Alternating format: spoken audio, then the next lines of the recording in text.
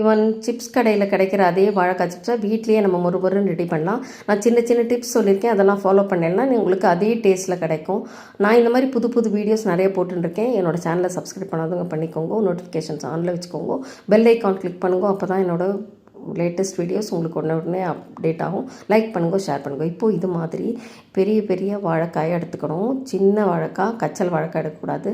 அப்புறம் இந்த மாதிரி தோல் சீவும்போது காம்பை கட் பண்ணக்கூடாது. தோலை மட்டும் சீவிட்டு காம்பை வச்சுக்கணும். அப்போ தான் உங்களுக்கு பிடிச்சி சீவும்போது ஈஸியாக இருக்கும். எண்ணெய் கையில் படாது, சூடு படாது. அதோடு இல்லாமல் அந்த சிப்ஸ் கட்டையோ ஷார்ப் எட்ஜு நம்ம கையில் படாது. இப்போ வானொலி அடுப்பில் வச்சு எண்ணெயை தேவையான அளவு விட்டுருக்கேன், ஃப்ரை பண்ண. அப்புறம் ஒரு சின்ன கிண்ணத்தில் ஒரு 1/2 டீஸ்பூன் மஞ்சப்பொடி, 1/2 டீஸ்பூன் உப்பு, 1 டேபிள் ஸ்பூன் தண்ணி விட்டு அதை கலந்து ஒரு ஓரமாக வச்சுக்கலாம். இப்போது எண்ணெய் காஞ்சிடுத்து. நான் சிப்ஸை டைரெக்டாக அப்படியே சீவிடுறேன். ஏன்னா தனியாக தண்ணியில் போட்டு வச்சு எடுத்து அதெல்லாம் பெரிய வேலை, அந்த தண்ணியெல்லாம் காய வைக்கணும். இப்போ இது மாதிரி போடும்போது உங்களுக்கு வேலை சீக்கிரம் ஆகிடும், சிப்ஸும் சீக்கிரம் ரெடி ஆகிடும். நல்ல அதே டேஸ்ட்டில் இருக்கும், நம்ம கடையில் வாங்குகிற டேஸ்ட்டில். இப்போ இதை பாருங்கள், இந்த மாதிரி நல்லா கலந்து கொடுத்து அந்த ஒட்டின்னு இருக்கிற அந்த பீசஸ்லாம் தனித்தனியாக ஆகிற மாதிரி நீங்கள் கொஞ்சம் நல்லா அதை மிக்ஸ் பண்ணிகிட்டே இருக்கணும்.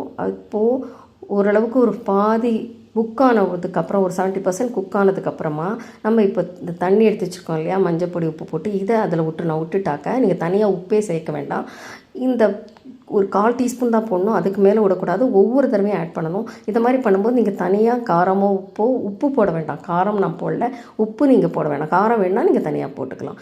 இப்போது இது மாதிரி நான் திருப்பியும் பாதி வாழைக்காயாக போட்டிருக்கேன். நான் கொஞ்சமாக எண்ணெய் வச்சுக்கிறதுனால இப்போ உங்களுக்கு ஈஸியாக பண்ணிட்டேன்.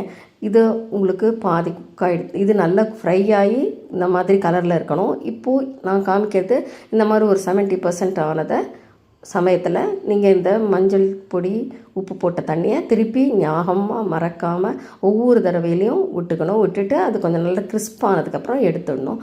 இதை மாதிரி நான் கொஞ்சமாக போட்டு ஒரு பாதி வாழைக்காயாக டைரெக்டாக சீவி போட்டு நான் பண்ணி எல்லாத்தையும் எடுத்துட்டேன். இப்போ பாருங்கள், எண்ணெய் இவ்வளோ தான் பாக்கி. இந்த எண்ணெயை நமக்கு யூஸ் பண்ண முடியாது, வேஸ்ட்டு தான். ஏன்னா அதில் உப்பு மஞ்சப்பொடி சேர்ந்ததுனால வேறு எதுக்கும் யூஸ் ஆகாது. இப்போ இன்னொரு வாணை அடுப்பில் வச்சு 1 டீஸ்பூன் தேங்காய் எண்ணெய் விட்டு அதில் ஒரு கொத்து கருவேப்பிலை போட்டு இந்த மாதிரி முறுமுறுன்னு ஆற வரைக்கும் வறுத்துட்டு, அப்புறம் ஒரு 1/2 டீஸ்பூன் பெருங்காயத்தூள் போட்டு நல்லா பெரட்டிட்டு, இப்போ இந்த சிப்ஸ் ரெடியாகி எடுத்து வச்சுருக்கோம் இல்லையா, அதை எடுத்து இதில் போட்டு ஒரு பெரட்டுனேன்னா அப்படியே தேங்காய் எண்ணெயிலேயே நம்ம குக் பண்ண மாதிரி வாசனையாக இருக்கும். அதோடு இல்லாமல் இந்த கருவேப்பிலை வாசனை, பெருங்காய வாசனையோட ரொம்ப டேஸ்ட்டாக இருக்கும். கடையில் கிடைக்கிற மாதிரியே இருக்கும். இப்போ பாருங்கள், இந்த சிப்ஸை எவ்வளோ கிறிஸ்பியாக அப்படியே தொட்ட உடனே உடையிறது, நல்ல மெல்லிஸாக இருக்கும். எண்ணெயும் குடிக்காது.